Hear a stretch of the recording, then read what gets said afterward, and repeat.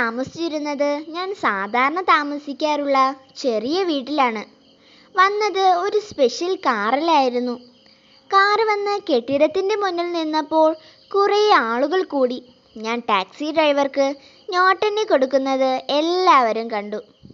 അന്നു രാത്രി ഊണ് കഴിഞ്ഞ് ഞാൻ കിടക്കാൻ ഭാവിക്കുമ്പോൾ അബ്ദുൾ ഖാദറും ഉമ്മയും ഹനീഫയും കൂടി വന്നു. വന്ന ഉടനെ അബ്ദുൾ ഖാദർ പറഞ്ഞു, ഇക്കാക്ക, രൂപ വല്ലതുമുണ്ടെങ്കിൽ ഇവിടെ വെക്കണ്ട, ഇങ്ങെടുക്ക്. വല്ല കള്ളന്മാരും വരും, വന്ന് തല്ലിക്കൊല്ലും. ഞാൻ 500 രൂപ ഉമ്മ കാണുകെ എണ്ണി അവൻ്റെ കയ്യിൽ കൊടുത്തു. കള്ളന്മാർ വന്ന് തല്ലിക്കൊന്നോട്ടെ, കാശൊന്നും പോവില്ലല്ലോ. എല്ലാവരും തൃപ്തിയോടെ പോയി.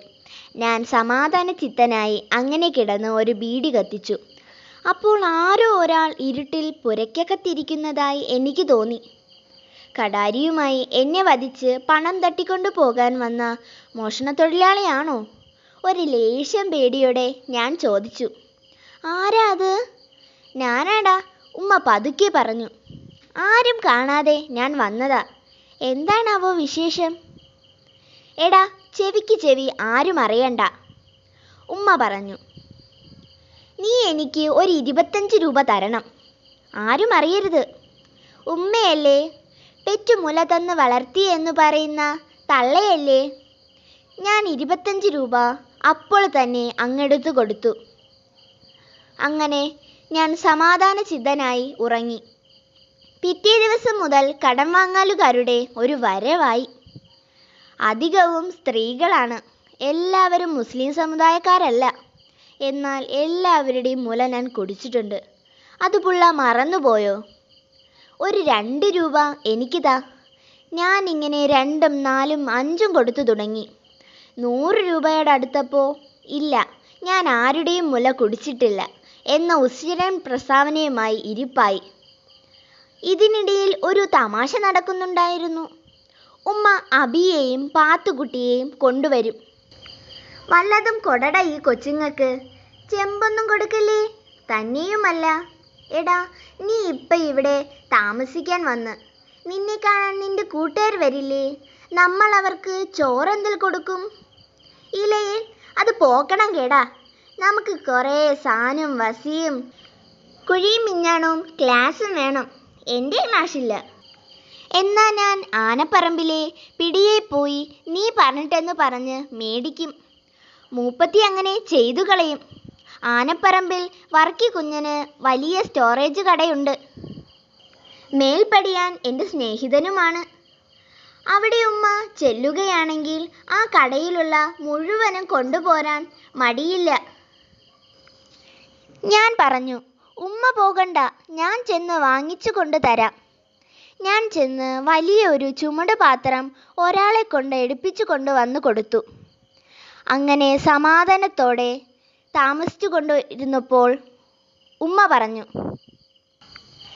എടാ, ഇപ്പം നീ എന്തായാലും ഇവിടെ താമസിക്കാൻ വന്ന് നിന്റെ കൂട്ടുകാർ വന്നാൽ എവിടെ ഉറങ്ങും?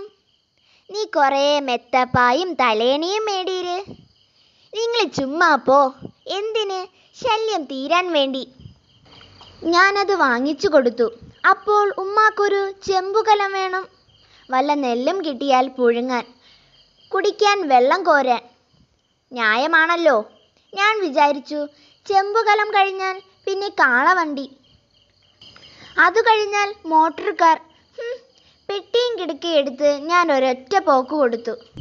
വർക്കല കടന്ന് മദ്രാസ് എല്ലാം ചുറ്റി വന്നു. പിന്നെയും പോയി, പിന്നെയും വന്നു. അങ്ങനെയാണ് ഈ വരവ്. ഹനീഫ പട്ടണത്തിൽ പോകുമെന്ന് പറയും പോലെ അല്ല.